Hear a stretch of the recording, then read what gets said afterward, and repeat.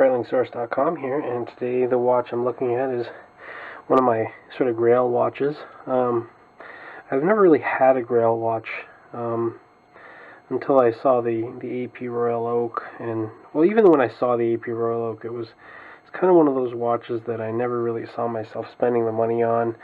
You know, it didn't have an in-house movement. I mean, it was ridiculously expensive for what it was, I thought, and but you know, kind of the more I looked at it, the more I kind of held one and sort of learned to appreciate the design, the more I understood why they are such a popular watch. So I'm just getting this one wound up.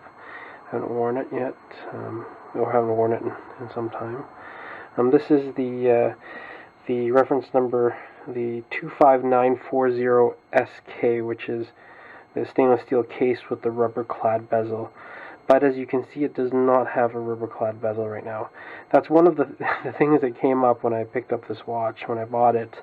I was concerned because the bezel was carbon fiber and it didn't look like the Juan Pablo Montoya bezel that was also carbon fiber. It didn't look like that bezel, and it didn't look like any other carbon fiber bezel that I'd ever seen from AP.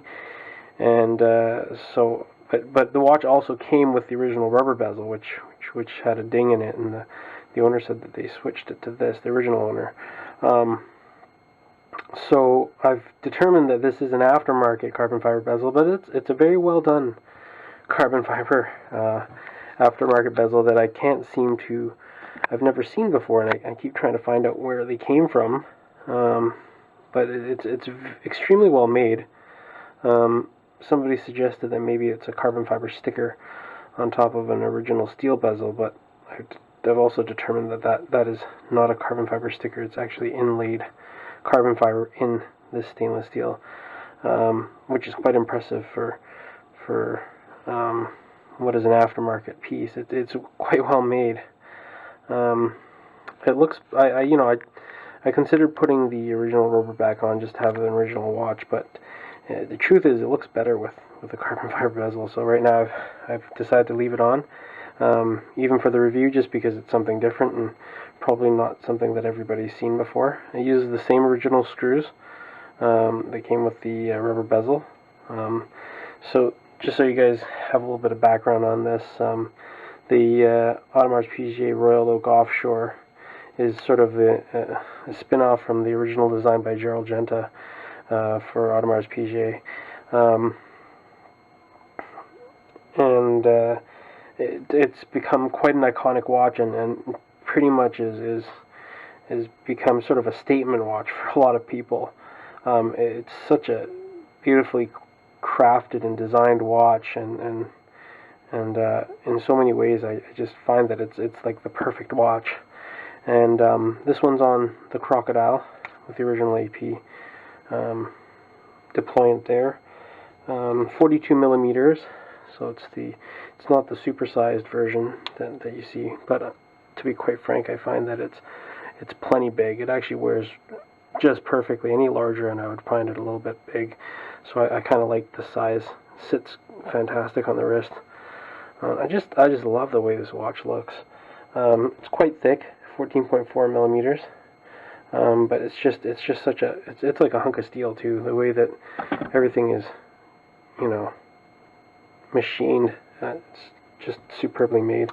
154 grams, heavy watch. So being the rubber clad version, you'll notice that all the pushers and the crown are also rubber clad, to match with it. But I don't think that it still goes fine with the carbon fiber. The movement in this watch is the AP caliber 2326/2840.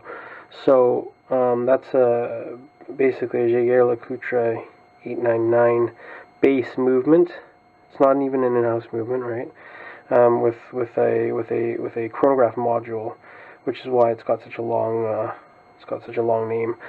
So the Royal Oak Offshores have been using these JLC movements, different generations of JLC movements for years, and that doesn't prevent their price from going well into the $25,000+ range for a watch, which is pretty incredible for a successfully executed and designed watch, and very, very commercially successful as well.